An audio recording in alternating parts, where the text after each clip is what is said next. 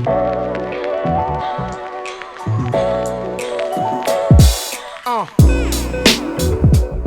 there, I'm Tim Shabanowitz. And I'm Christopher McSweeney. And we're here doing a lesson. A lesson. Lesson 11 on sound. Did you hear that? Sound. It's an invisible force to be reckoned with. Let's start with a quote by dear Oprah Winfrey. If you don't know who she is, go look her up. Make visible what, without you, might perhaps never have been seen. Think about that for about 35 seconds, and we'll be right back. Switching it up with 35. I like to be weird because then they remember like 35. Wait a minute. And I have to make it 35 seconds. Sorry. That's okay. Do 27 next time. You're like, wait, what?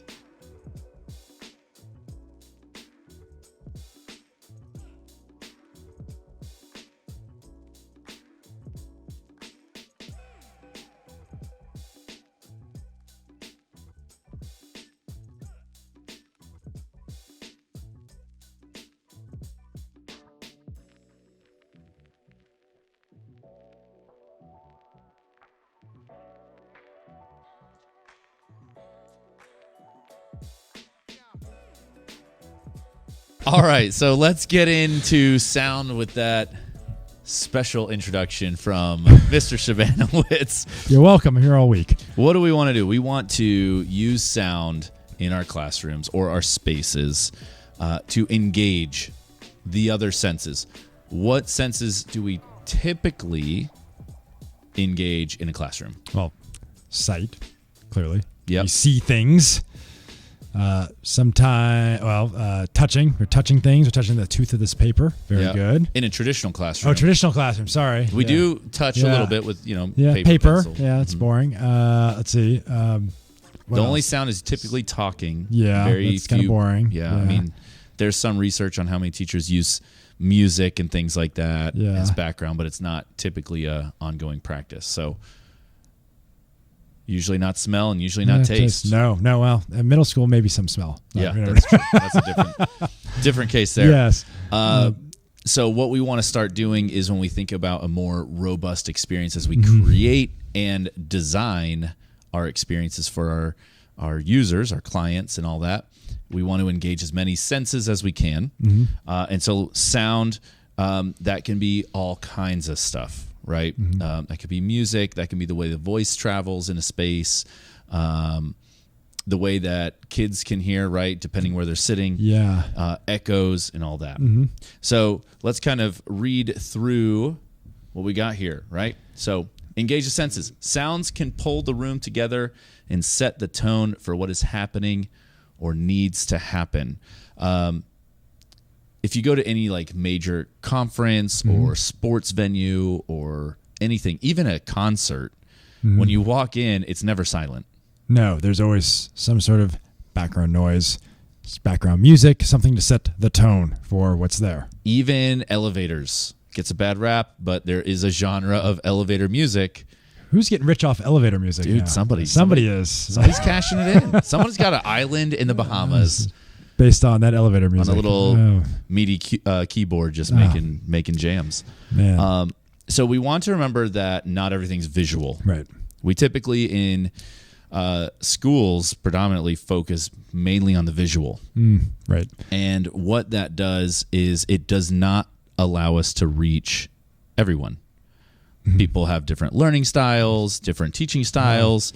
Some people maybe have a disability that precludes them from actually utilizing all their senses. So you need to make sure you're engaging with all of them. So, yeah. Absolutely. Just to give you an idea, we're talking into these microphones, which run into a control board over here. Yeah.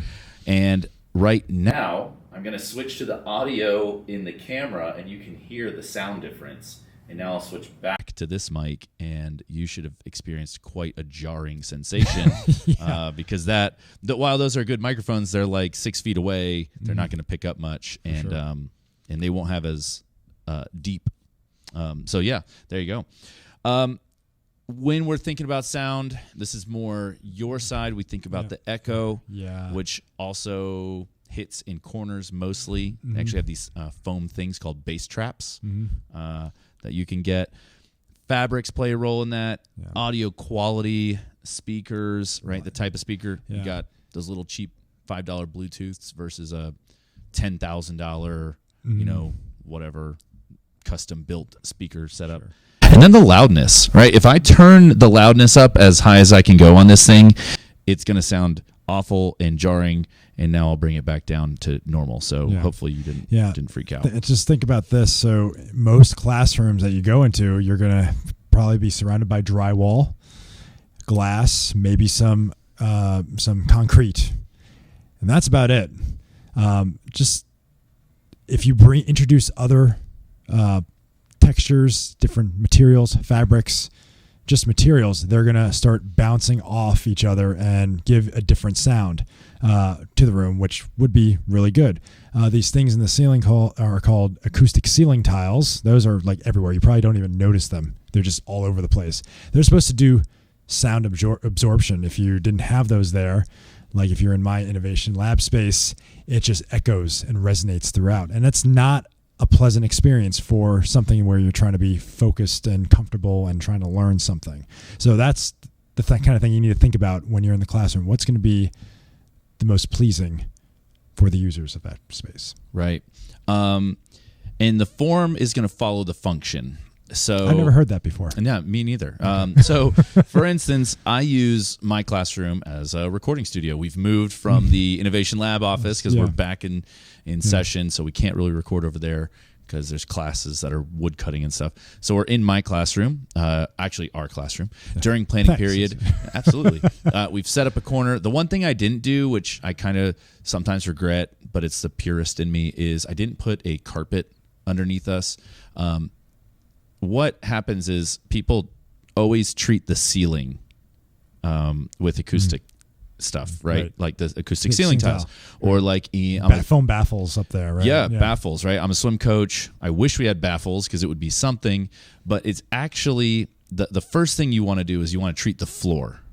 That is going to be like in videography, for instance, treating the floor is the best thing you can do. If you ever watch music videos, they're always the 90s music videos are always on rugs. Always on rugs. And it's not just a look, it's actually that's the best place, the most simplistic place to put something very quickly that you can move, right? So all of my major sitting areas in my classroom always have a rug because it's going to generate discussion and all the voices are going to converge. So I dampen that with a rug right on that. Wow. It also follows the function of creating a gathering space, right? But and I just thought they just had good taste in rugs. Hey, there's that too. So what are we talking about here? We're talking about getting active. We're talking about being intentional versus unintentional or passive, right? So in the space, obviously a teacher and students are going to be talking, but there's some things in a room that you may not take into consideration, and you have to. Most buildings are going to have some sort of HVAC or heating, ventilation, and air conditioning system going on, and that fan is on right now. If we went really quiet, they won't be able to hear it because the mics are turned down. But there is. Oh, yeah, I thought maybe they might be able to hear it. No, they can't hear it. It's jarring in my ear right now. Yes. It is actually really loud. Projectors, anything. Maybe the next room is giving you some noise. They actually have room. There's things in like office spaces where they actually put noise cancellation up between rooms so that the sound dissipates between room to room. You might need to do that in your space. It just depends. My friend is an administrator at another school down in Florida, and what they did in their little office corridor is they put sound machines outside because all the administrators' offices are all in a row. Right. And the walls, you can literally hear through. So they put sound machines in the hallway so at least the people in the hallway don't hear the confidential. Inadvertently, they have created just a cacophony of noise because everybody picks different sounds. So you have you walk by and one's like a forest, the other one's an ocean, and you're like, it's super loud. Wow. So we have these passive sounds going on, right? And they're unintentional. I can't do anything about the HVAC. No. Right? I can't do anything about a hum of a light bulb or something like that. Well, right. You could turn it off, but then the light bulb you won't see. But the AC or heating, you could turn it off, but then other senses start getting, it might get hot or cold in the room, and that's just as equally as disruptive. Yeah. So what we have to do is we got to get intentional and we got to get active. So this is where we start thinking about putting rugs. The next thing I would love to do in my classroom is have drapes, floor to ceiling drapes. Ceiling to stage drapes, because those fabrics also move. So when the sound waves come through, they give a tiny bit. You don't see it, but at a microscopic level, they're going to move and ping around those sounds a little bit more to dampen them. So what we want you guys to do is think through these two questions, right? What passive or unintentional sounds can you minimize? We gave you some examples. And what active, intentional sounds can you maximize? Okay. We also have some little hints down in the corner. But take 27 seconds.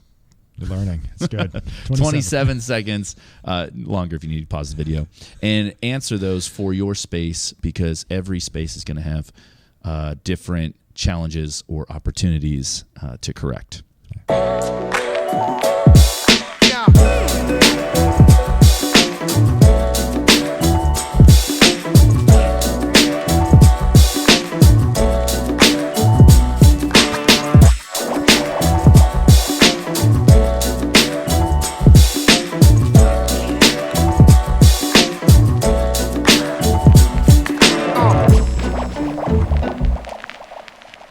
All right, and we're back. Let's go to the next page here. And over here we have, you might see these questions from before. They're the same ones. But what we want you to do is kind of take a look at the room that you're redesigning and answer these questions in terms of sound, and sketch what you have up in the corner, and kind of identify what you have there. This way you can maybe change them, modify them. That's the same word, or get rid of them or add to them. But put on the helmet or the hat of sound, all right, and how you can affect sound. Nothing else really, because eventually you're going to combine all these things to see what's the best case effort, or what's the best case scenario for the room. Yeah. So when you're designing this, there's also a box for you to draw. We want you to sketch out the floor, not the floor plan of where all the furniture is going to go, but unless that furniture is going to help with sound, we want you to be thinking about just the sound design. If someone sits, their voice, sound travels in a straight line. Yeah. It does not go this way. So it travels in a straight line until it hits something and then bounces. So how are you going to actively and intentionally treat your room? And no DOD. So that's it. Right. We're done. Awesome. Well, we hope this video helps, and good luck. I'll see you on the next one.